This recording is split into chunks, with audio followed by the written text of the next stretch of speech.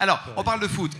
Quand tu étais plus jeune, tu as joué au foot ou pas? Oui, un petit peu, oui. Dans En un Corse club d'Ajaccio, le Gazelle d'Ajaccio, qui est tombé bien bas aujourd'hui. Oui, mais enfin, à un moment donné, c'était un beau club. Hein. C'était un beau club. Alors, tu es rentré donc, au conseil d'administration du Paris Football Club en 2006. Comment tu as atterri dedans?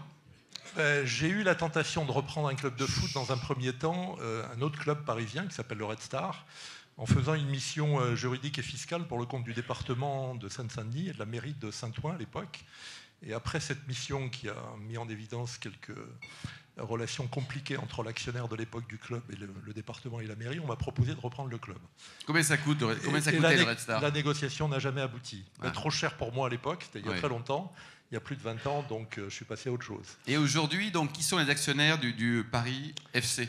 On a ouvert le capital à 4 reprises à des investisseurs étrangers, parce qu'on a la chance de bénéficier d'un nom qui attire, Paris, puis de la proximité avec un grand club, le PSG, qui est à côté, qui a des moyens illimités, comme on le sait. Géré de façon opportune. Il y a plein de supporters du PSG ici, je ne vais pas en dire de mal. Qui supporte le PSG, juste pour voir? Voilà. Très bien. Qui supporte le Paris FC? Très peu. C'est bien. Non, il y en a, Pierre, c'est bien. Alors, donc, les actionnaires, il y a que toi et toi donc, et toi. On a un fonds souverain du Bahreïn, qui a des relations un peu compliquées avec le Qatar, pour ceux qui connaissent la situation au Moyen-Orient. Oui. On a des Arméniens, on a des Indiens, et on a des Américains depuis peu.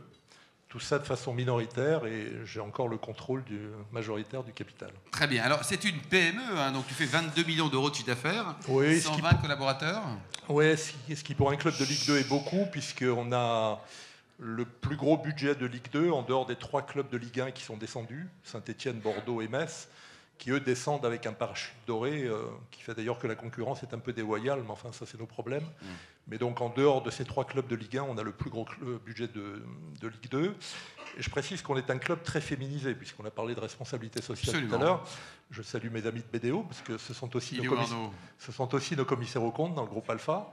Et donc on a un club qui est très féminisé, et l'équipe féminine est en première division, juste derrière le PSG et l'Olympique Lyonnais. On est 3e en ce moment du championnat. Et les garçons, l'ambition, Pierre, on va le dire, il faut monter en première division. Oui, alors sur les 4 dernières années, on a fait 3 fois les barrages, ce qui montre qu'on est quand même dans le courant. Là, on a démarré un peu moins bien. J'espère qu'on va mieux finir. On est au milieu du tableau en ce moment, mais la deuxième partie du championnat va être meilleure. Alors, il paraît que Cocorico, tu as quand même 7 joueurs qui sont... Alors, il y a 7 joueurs, dont 5 qui ont été vraiment formés chez nous. Les 2 autres aussi, mais avec un autre club qui a pris la part la plus importante de leur formation, qui sont à la Coupe du Monde en ce moment, dans 3 pays différents. Bon, la France, bien sûr, la Tunisie et le Cameroun. Et 7 sur un peu plus de 800, ça fait près de 1%, c'est assez remarquable.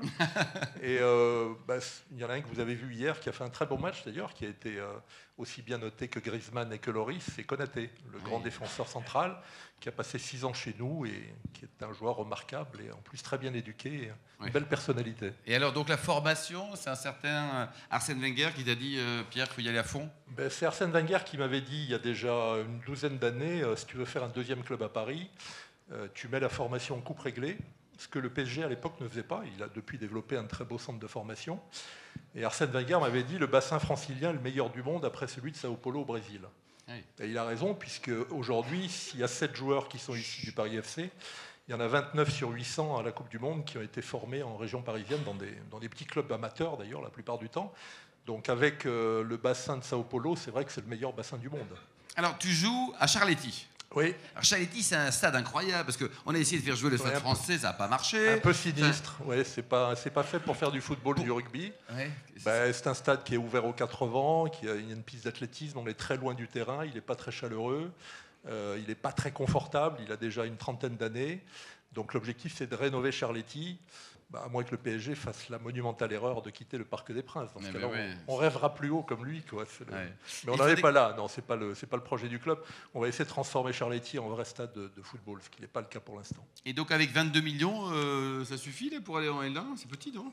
Si on a le 4e budget, si on était 3 fois dans la course avec un budget qui était inférieur, d'ailleurs on l'a augmenté de 20% cette année, oui, ça suffit. Il y a des clubs qui sont montés avec 10 ou 12 millions, notamment Ajaccio d'ailleurs. Oui.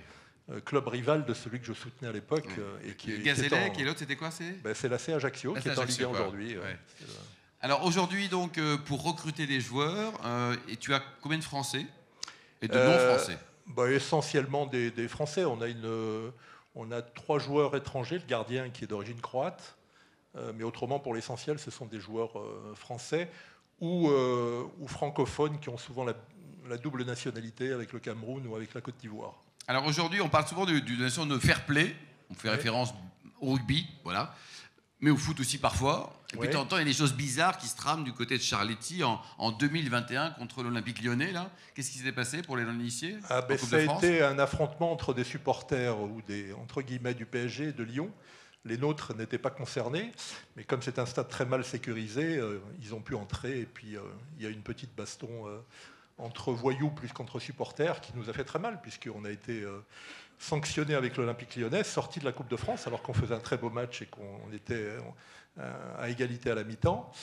Ça fait partie des problèmes de Charletti pour les problèmes de sécurité. Ça fait partie des problèmes du football où la France n'a jamais sérieusement traité ce problème. Les Anglais l'ont fait il y a très longtemps. On évoquait le problème entre Liverpool et la Juventus, d'ailleurs pas l'Inter de Milan, où il y a eu 49 morts au Ezel. À l'époque, les Anglais avaient pris le taureau par les cornes et il n'y a plus aujourd'hui de problème dans les stades anglais. Vous regardez les supporters, ils se côtoient, il n'y a pas besoin de mettre des gardes mobiles entre eux ou des bobbies, parce qu'ils ont pris le taureau par les cornes en mettant les gens en prison, les excluant à vie des stades. Et voilà. Et en France, c'est ça qu'il faut faire, parce que faire peser sur les clubs les contraintes de sécurité que même la police n'arrive pas à traiter, on n'y arrivera jamais. Donc il faut sanctionner beaucoup plus fermement, mettre les gens dehors, et puis on reviendra à quelque chose qu'on a connu il y a très longtemps, où il n'y avait pas de violence dans les stades. Et quand tu vois les problèmes de billets qu'on a pu avoir en finale de Coupe d'Europe, là, au Stade de France, est-ce que ça t'effraie qu'en un pays, quand même, 6e puissance mondiale, on ne soit pas foutu d'avoir des bons billets pour les bonnes personnes?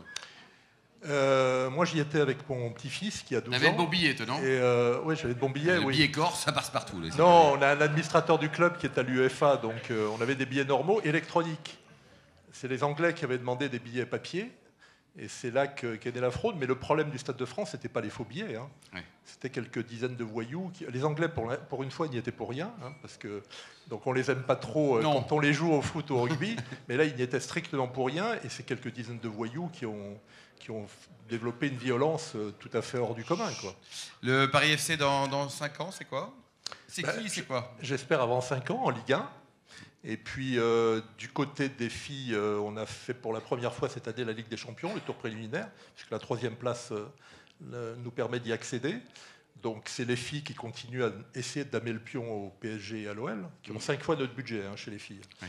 Donc c'est pas forcément facile.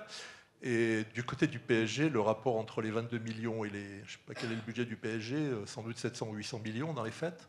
Oui. Vous voyez, ce n'est pas tout à fait le même ordre d'idée. Donc on va essayer de s'installer en Ligue 1, d'y rester. Et on va garder ce qui est l'ADN du club, que j'évoquais tout à l'heure avec les 7 joueurs formés au club. On est un excellent centre de formation, à la fois chez les filles et chez les garçons. Chez les filles, sur les moins de 20 ans, dans l'équipe nationale, il y avait autant de sélectionnés du Paris FC que de l'OL et du PSG réunis, 6. Donc on est un excellent club formateur, on va essayer de le rester. Et je dis toujours que la formation est le moteur économique et sportif du football de demain. Est-ce que tu as un club des partenaires? Là, tu dialogues devant des dirigeants d'entreprise. D'abord, est-ce que tu as besoin de sous, de sponsors? Si c'est non, c'est non. Non, mais on a si c'est oui, il faut le dire. Et est-ce que tu as un club des partenaires dynamique? Non, mais pas assez dynamique et pas assez puissant. On a le meilleur sponsoring de Ligue 2 aujourd'hui, mais surtout grâce à l'étranger.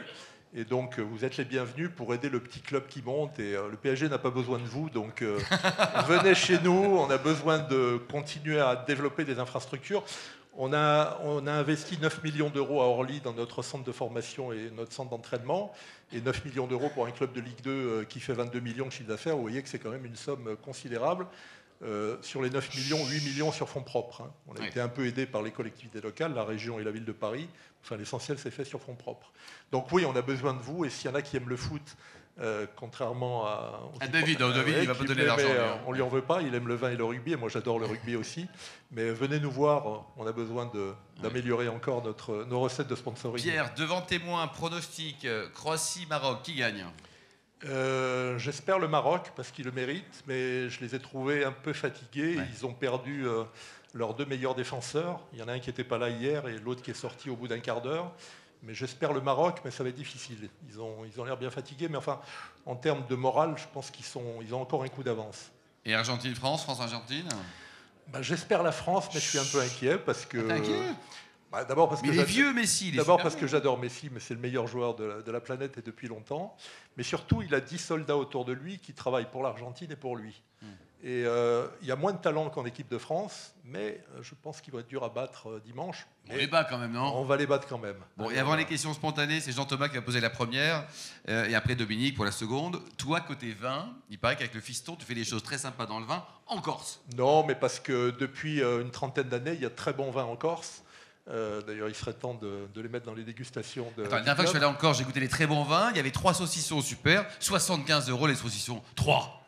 Ah, mais c'est de l'arnaque. En plus, il est marqué de Millau.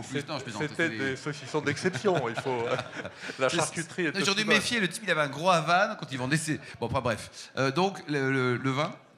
Non, le vin, mon fils est en train de bâtir une cave, mais je te rassure, hein, il y a du Bordelais, il y a des Bourgognes, il y a quelques bons vins corses qu'on sait sélectionner. Ouais, mais il y a des super vins corses. Il y a de super vins corses. Non, mais je dis depuis 30 ans, parce qu'il y a de jeunes producteurs qui se sont lancés là-dedans. Il y a une trentaine d'années, c'était n'importe quoi, hein, le vin corse.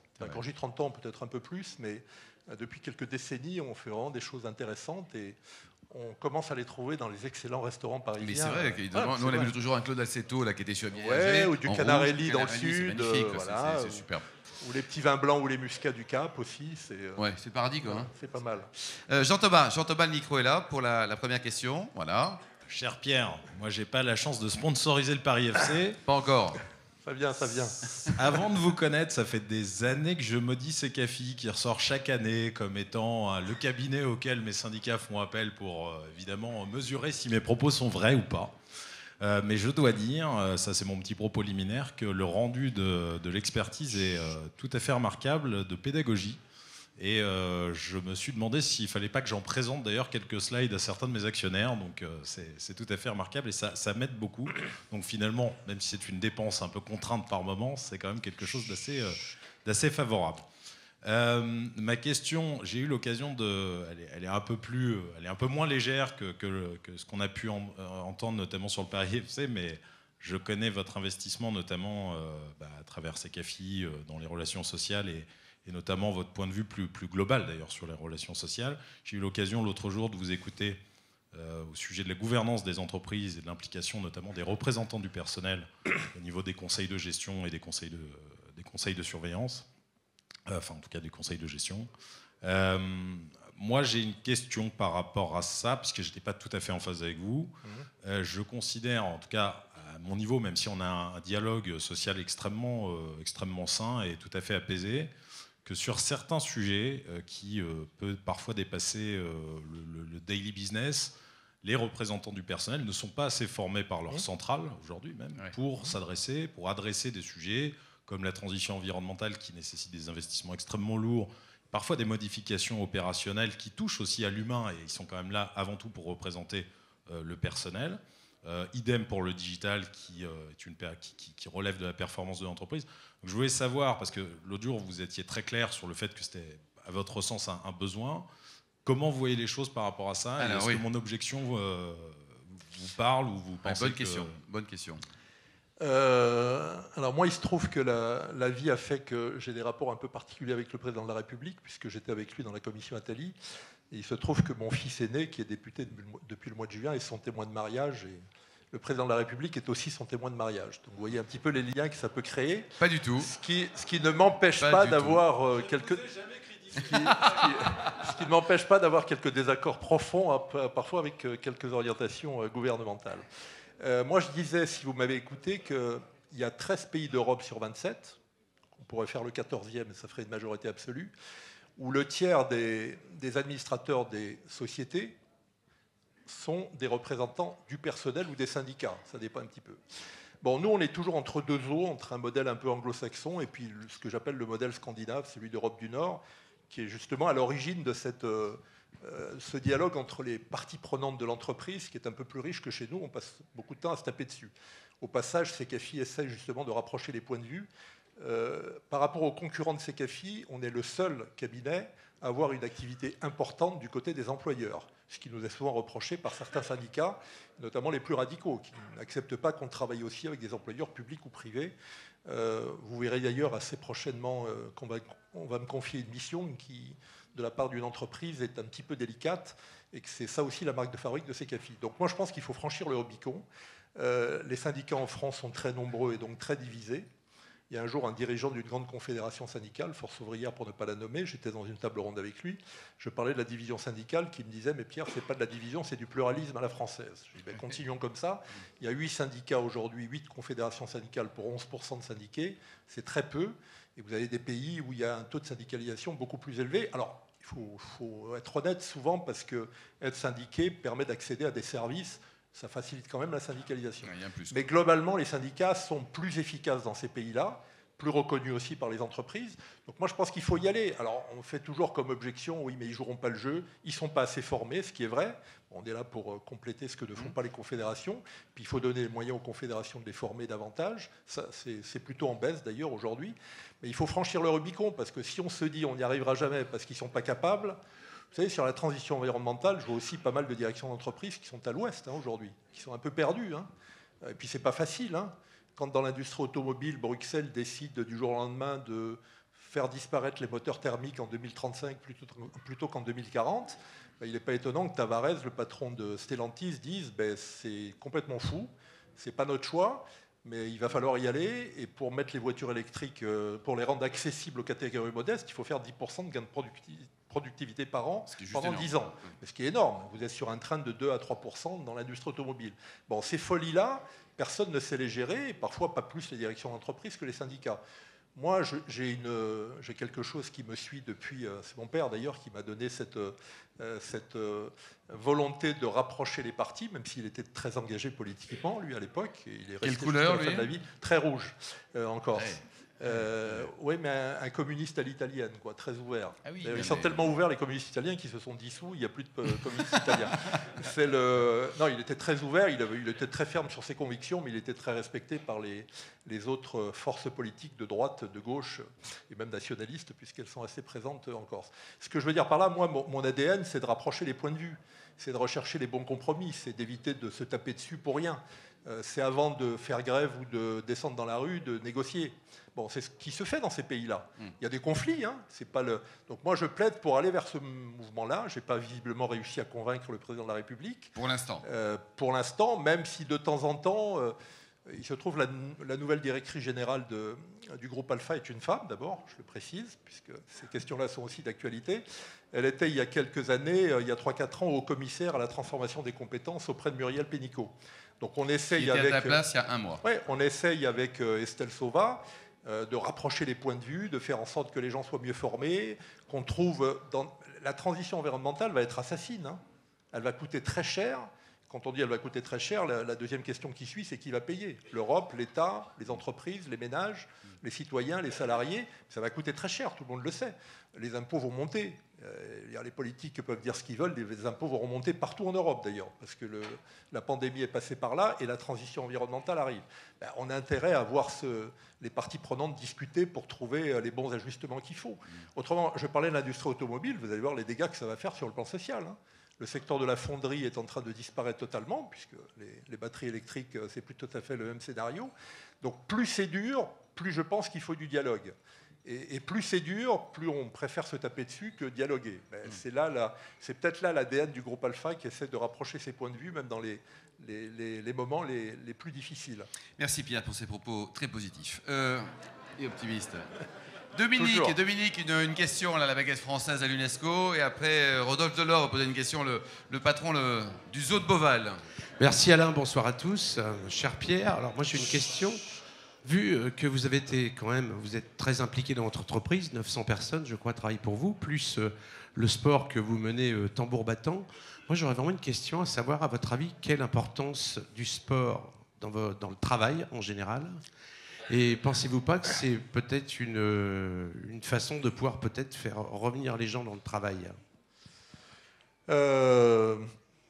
Alors moi je ne fais pas partie, mais ça doit être l'âge, je ne sais pas si ça rend plus sage ou plus réaliste, mais j'écoutais mes amis de BDO tout à l'heure, ils ont raison de dire que quand on cherche à recruter aujourd'hui dans l'audit et le conseil, et parfois même dans le club, les premières questions qui viennent, c'est l'éthique, la morale, la responsabilité sociale. Bon, de temps en temps, il faut leur demander si le métier qu'on fait les intéresse aussi, il faut les ramener sur Terre. Mais ça, c'est louable et c'est positif. Et puis aussi, les questions qui viennent, c'est la RTT, c'est combien, le télétravail, c'est tant. Bon, moi, il se trouve que j'ai une entreprise, le groupe Alpha, où on a été amené à négocier du télétravail, par exemple. Et puis j'ai une autre entreprise, le club, où il n'y a pas du tout de télétravail. Alors, c'est lié peut-être au fait que le siège administratif est à l'endroit où les footballeurs s'entraînent. Puis le télétravail dans l'entraînement et dans le foot, c'est difficile à mettre en place. Mais la question du télétravail ne s'est même pas posée. Et si je vous dis ça, c'est parce que je pense qu'on est à un carrefour aujourd'hui dans la société française. Il y a eu un sondage de la Fondation Jean Jaurès récemment qui parlait presque de tentation de la paresse, et en tout cas de recul vis-à-vis du travail. Alors parfois, il y a des raisons qui expliquent. Hein. Les conditions sont pénibles, les rémunérations ne sont pas attractives. On l'a vu peut-être dans la restauration. Je ne parle pas du Bristol, mais de quelques restaurants qui ont eu des problèmes de recrutement. Même le Bristol a de gros problèmes de recrutement. Ouais, mais en Corse, un des meilleurs restaurants de Porto Vecchio n'a pas ouvert le midi cette année parce que faute de personnel. C'est incroyable. Un super restaurant par ailleurs. Bon, le soir, on se bousculait. Mais... Donc peut-être que le sport peut aider. Alors le sport, c'est un paradoxe parce qu'on passe pour ne pas être un pays de sport, pour ne pas être un pays de foot, pour ne pas être un pays de rugby. Et puis bon, ça fait 4 fois qu'on va en finale de la Coupe du Monde quand même. Hein. Donc je sais pas ce qui... Bon, c'est vrai que en même temps, les sportifs de haut niveau qui jouent en équipe de France, en dehors de Kylian Mbappé, sont tous dans des clubs étrangers. Donc il y a un contraste saisissant entre ce que représente l'équipe de France aujourd'hui et ce que représente le football français, qui économiquement se porte moins bien que le football anglais, allemand. Et sportivement aussi. Oui, mais sportivement, oui, on est moins. Mais le PSG, ils vont la gagner quand, cette Coupe d'Europe, dans les 30 années à venir, à ton avis là? En changeant d'actionnaire et de président peut-être assez vite, mais non, je plaisante. Non, ils ont des moyens, ils vont la gagner un de ces jours. C'est après, il faut un peu de chance. L'équipe de France en a en ce moment. Oui. Mais la chance, on la provoque avec le talent, c'est bien connu. Deschamps n'a pas que de la chance, contrairement à ce que disent certains. Absolument, absolument. Donc oui, ça peut amener les entreprises à être un peu plus attractives que de faire du sport dans l'entreprise, que font beaucoup les Allemands et les Anglais d'ailleurs, pour revenir à des pays dits de sport et dits de foot. Absolument. Luc Chalmel pour la dernière question. Luc, les madeleines de Proust, un produit magnifique. C'est les madeleines les plus chères du monde, mais les meilleures. Merci pour ce compliment. La qualité... 60 €. Le prix s'oublie, la qualité reste. Bon, bravo pour ce que vous faites dans le football. Bon, comme c'est d'actualité, je vais poser la question sur votre activité sportive. Ces jeunes que vous formez, c'est formidable, c'est un investissement énorme, un investissement en termes d'équipe, en termes de temps, en termes de management, de passion. Comment vous arrivez à rentabiliser, entre guillemets, ou comment ça se passe quand un jeune part? Est-ce que c'est les transferts qui paient ça, ou parce que finalement vous faites un travail énorme, et je voulais savoir comment vous équilibriez ça. Économiquement, voilà, l'équilibre économique. Économiquement, tous les clubs de France et étrangers d'ailleurs sont obligés d'avoir des ressources qui viennent du trading des joueurs. Alors c'est pas un objectif en soi, c'est une nécessité économique. L'équilibre des comptes du Paris FC se fait par là. On est plutôt bien placé puisqu'on forme bien, donc de temps en temps il faut laisser partir des joueurs, bien les former, les laisser partir. La difficulté, c'est de gérer ce trading tout en maintenant la qualité sportive de l'effectif. Bon, on a un jeune qui est en équipe de France des moins de 20 ans, qui a été récupéré par Angers, qui nous a, on va parler franchement puisque l'équipe en a parlé, qui a généré chez nous un peu plus de 2 millions d'euros. Ça fait du bien à un club qui a 22 millions de chiffre d'affaires. Mais derrière, comme il était titulaire, quasi titulaire tout le temps l'an dernier, il faut trouver le remplaçant qui va bien. Donc c'est un exercice qui n'est pas facile. Ça passe par du talent en matière de recrutement pour le club, parce qu'il n'y a pas que les jeunes qui sortent du centre de formation. Ça passe par des talents dans la gestion sportive aussi. Il vaut mieux avoir un bon coach comme Deschamps, enfin le nôtre est pas mal, il a fait monter 2 équipes en Ligue 1, Strasbourg et le Gazélec d'Ajaccio. 203, c'est pour ça que tu l'as embauché. Il a fait monter le Gazélec d'Ajaccio qui avait le plus petit budget de Ligue 2 et qui a gardé celui de Ligue 1, il a failli le maintenir. Donc jamais 203, oui, effectivement. Donc moi je dis toujours, c'est le moteur économique et sportif des clubs de demain. On a un peu d'avance là-dessus. Après, il faut récupérer en région parisienne des jeunes et puis les éduquer. Et les éduquer, c'est pas seulement... Je dis souvent, quand je présente le projet du club à la promotion qui arrive, il y a 45 jeunes en formation. Je leur dis souvent qu'il y en a 5% qui vivront du foot. Bon, ils ne m'écoutent pas parce qu'ils pensent qu'ils seront dans les 5%, ce qui est un peu naturel, mais il faut les gérer. Donc on gère autant leurs études et l'accès au bac pour la plupart d'entre eux, qu'on a exactement la moyenne nationale du bac depuis 7 ans. Ah oui. Bon, comme elle est très élevée, vous voyez qu'on est... Oui, c'est sûr que les voilà. Renault, oui. Ça, c'est un À peu... notre époque, il n'y avait pas 75%, ben on non, sent très bien. Il y en avait un peu Voilà. moins. Voilà. Mais en tout cas, on a la moyenne nationale et on fait en sorte, il faut le dire aux parents, c'est souvent les parents qui sont de mauvais coucheurs. Hein. Moi, j'ai vu il y a encore 2 ans une famille, enfin un père et une mère qui me disaient mais le bac il s'en fout, il veut être professionnel, arrêtez de l'embêter avec les études. Bon, on lui a fait comprendre que ce n'était pas tout à fait le standing du club. Donc il faut les coacher et puis les éduquer parce que quand on descend de cité du 20e arrondissement, c'est le fief historique du club ou de la banlieue parisienne, bon, on pense plutôt au salaire de Mbappé qu'à ses talents de joueur. Oui. Et les parents, parfois, quand je dis sont de mauvais conseils, ils pensent à ça, ils pensent que l'ascenseur social va passer par le foot. Ben, il y en a quelques-uns qui arrivent, qui font fortune. Mais les 5% pour en vivre. Oui, mais les inégalités de rémunération dans le foot sont beaucoup plus élevées que dans la plupart des entreprises de France et de Navarre, enfin, et dans le monde.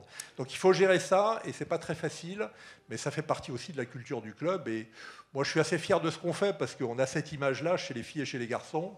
Et puis demain, vous verrez que la bulle du football va exploser parce qu'elle a été tirée par le haut par des pays qui ont pris le contrôle de clubs, à Manchester City ou à Paris. Bon, tant mieux pour eux, ils font du soft power et puis ils se développent au travers du foot. Mais ça a tiré tous les clubs vers le haut et certains, ça les a surtout tirés vers la catastrophe. Le Barça, qui était un club qui n'avait pas besoin de sponsors il y a quelques années, est aujourd'hui à 1,8 milliard de dettes. Un coffret, l'UNICEF. Et s'il n'y avait pas la région Catalogne qui incitait les banquiers à les oublier quand il faut rembourser les prêts, ils seraient déjà au tapis depuis longtemps. C'est que ce président aussi. Oui, par exemple, oui. Bon, Pierre devait être formidable, il a été, on l'applaudit très chaleureusement. Merci Pierre, bravo en tout cas.